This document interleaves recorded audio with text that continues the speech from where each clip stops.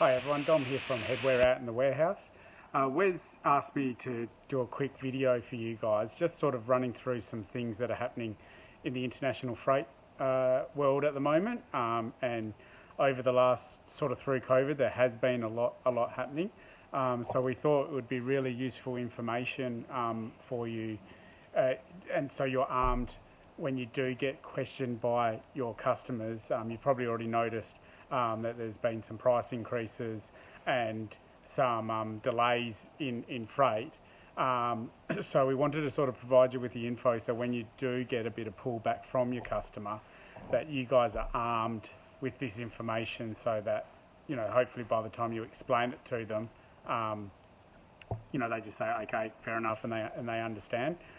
So in the comments of this video, there's a link to an article that our US customs broker emailed to us, which is a really interesting read, and it's got some really interesting information in it. It is very US centric, however, sort of the philosophy of it all and what's happening in America, we are seeing in all our sort of globally, all, you know, in the ports all around the world. So it all sort of started back at the beginning of COVID, early last year. So sort of everyone looked at it once it hit that it was very doom and gloom and that it was going to be a similar situation to like the global financial crisis. So basically a lot of things shut down, and this was the same in the shipping world. So because they thought production was going to reduce dramatically, a lot of ships the shipping lines decommissioned a lot of ships. The new ships being made, they said, no, stop. A lot of the wharfies were let go. So there was just a lot happening and there was a lot of cutting back of everything. What they didn't realise was with the global financial crisis, it took quite a bit of time for everything to sort of ramp back up. And as things ramped back up, the shipping lines adjusted for it, put on more ships and everything like that. The issue we had with COVID was it only took sort of 1 or 2 months before everything started ramping up again. It may not have been in products that we were getting pre-COVID, but things like PPE started moving. As it says in this article, a lot of people had to move their businesses to their homes, so a lot of office equipment was coming in. There was all these different products that were needed that sort of ramped things up again. So the demand increased, but all of a sudden there wasn't enough ships on the water. So it was near on impossible to get a booking on a ship because there was no ships. So a lot of the goods were ready up in China, but it was all sitting up there waiting to get on a ship. So that's obviously caused huge price increases and obviously delays. We experienced, you know, on the headwear side of things, containers that in normal times would take 3 weeks was nearly taking up to 11 weeks. So that was the first issue that we sort of came across, and then the next issue was the lack of equipment, e.g. empty containers.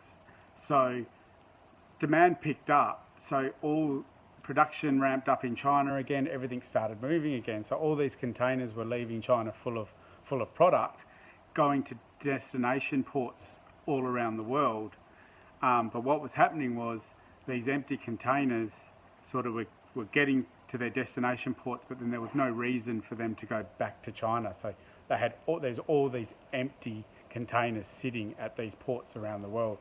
So for example, here in Fremantle, it got to a point where Fremantle choked up so much with empty containers that they decided,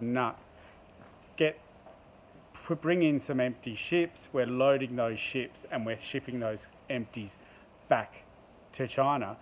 And we've seen this all across the world. We've seen it all around Australia, we've seen it in Fledestone in the UK, through Europe, in Hamburg, Southampton in the US, we've seen it across the globe. So now we've got finished goods leaving China and we've got ships full of empties coming the other way. So you've got all these ships on the water.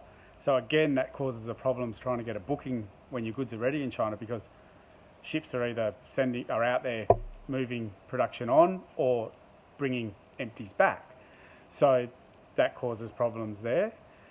And then the next issue you have is Singapore is basically the connecting hub that connects China to most of the world.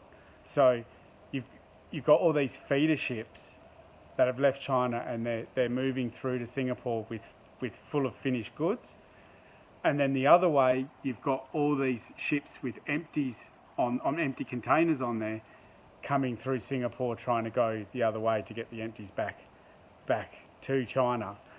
So the whole system, so Singapore is just choking because the containers get put off, they're waiting for the next ship to get them back on. So the whole system is just buckling. So that's what we've been experiencing again around the world, and it has resulted in huge increase in sea freight costs.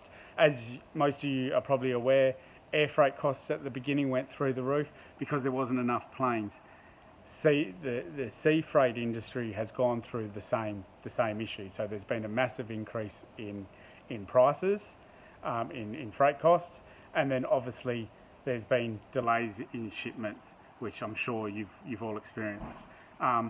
So we really hope this sort of helps you sort of when that customer does question you on why things are costing more and why things are taking longer. Hopefully this gives you that sort of ammunition to be able to explain it to them right there and then, and hopefully they understand sort of what you guys are going through and what we're all going through in the industry. Thanks for listening, guys. Hopefully you found it helpful. Any questions, either discuss with Wes or I'm happy for you to give me a call. No worries at all. Thanks, guys. See ya. Bye.